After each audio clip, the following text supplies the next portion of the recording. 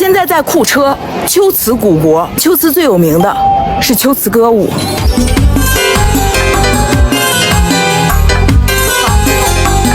玄奘西行取经路过秋瓷的时候，在《大唐西域》中特地写下“管弦祭乐，特善诸国”。这个琴叫做艾捷克，起源于古波斯，是唐朝僧人从波斯带到新疆的。这就是民族音乐的烟火气和生命力。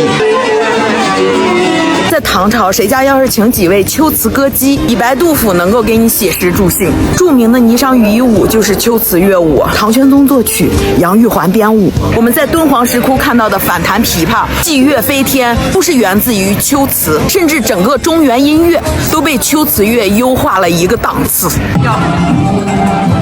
咸口的。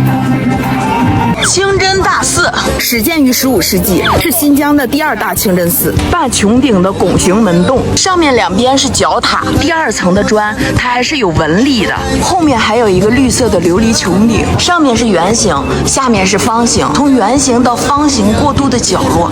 这边还有一个楼梯，楼梯是可以上到上面的灯塔。这个宣礼楼用了480万枚鸡蛋的蛋清做粘合剂，咱就说这饿了能舔一下吗？不对，生鸡蛋，那咱不舔了。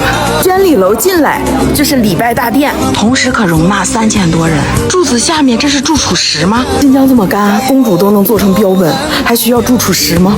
好漂亮的四方藻井，这边还有一个小天井，这是一个小礼拜堂，上面又是一个藻井，中间的圆形象征太阳，正前方开了一个龛。礼拜大殿出来，这边有座山，远山云朵蓝天，宗教法庭旧址。这边还有一个廊，下面矮的应该就是库车的原始民居。2017年的时候，这边还有人居住，很多这种房子都已经100多年了，现在都给保护起来了，枣都红了。这个角塔不是4座，是3座，彩色的门，底下还有一个地下室，院子里还有葡萄，我酸。楼兰姑娘，楼兰姑娘，在那太阳落山的地方，是否还在你的梦想？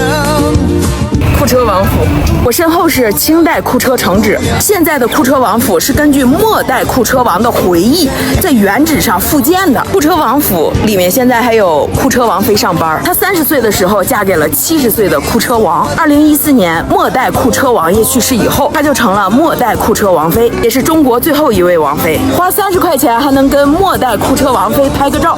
阿勒多斯餐厅，上菜之前先来了一碗茶，这就是烤的馕坑肉，烧的焦香了，烫嘴啊！还有补水，吃是很好吃，但如果你要介意飞行员的话，你就不要来了。这是鸡吗？它为什么没有毛啊？阿利木夹馅面食馆，缸子肉，这汤好鲜呀，有一点点甜的那种鲜味儿。这么大一块肉，20块钱。这个肉真的好嫩呐！五黄面，这个有点像我们那边的担担面呢。就是担担面，不过它是酸口的。这个汤20，这个面5块。3/7咖啡。我怎么发现这家店呢？昨天在对面玩，过来找卫生间，找了半天没找着。这个小哥哥就问我你找什么？我说卫生间，他告诉我在哪儿。出来的时候，我一看小哥哥在这个咖啡厅里面呢，然后我就寻思点杯咖啡吧。所以说少数民族的朋友不冷漠，挺帅的。这个馕多少钱一个？秋瓷古渡的两岸，这个窗还是半圆形的，神采奕奕羊肉饭馆。这个饭店的名字让人开心，过油肉拌面，面裹满了汤料。秋瓷古渡的日落，彩虹综合市场，哇，好多干果呀！这个葡萄干好大呀，这个20，那个120，差那么多呢。这个无花果干这么大个，这是烤包子吗？多少钱一个？给大家看看1块5的烤包子的肉，外面这皮儿都已经烤干了，都烤成了那种苏打饼干的味道。乌恰供销大巴扎，什么叫做烟火气？这是水煮吗？这个鸡腿多少钱一个？这么大鸡腿只要5块钱。烤鱼，烤全羊，这个羊肉串，西瓜多少钱一罐？5块钱。一瓶水不得2-3块钱？五彩大拉皮5块钱2瓶。还是酸口，还挺开胃的。我吃完这一顿，我出去还能再吃一顿。这个冰是做什么的？老板说了4遍，我也没听明白这是啥，奶味儿，有点酸。椒麻鸡。跟新疆其他地方的椒麻鸡还不一样，这是那种红油的香。这个面到那个汤里面特别入味儿。在库车周边发现了大量的古代文字，除了汉文典籍以外，还有屈卢文、梵文、粟特文、维胡文、吐蕃文、阿拉伯文等。这些文字有的还活着，但大部分已经死了。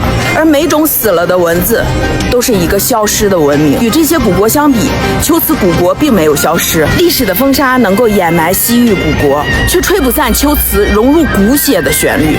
当歌舞化作生活的呼吸，它便拥有了对抗时间的力量。库车，西域古国，龟兹故里，一眼千年。我是玉儿，我还在路上。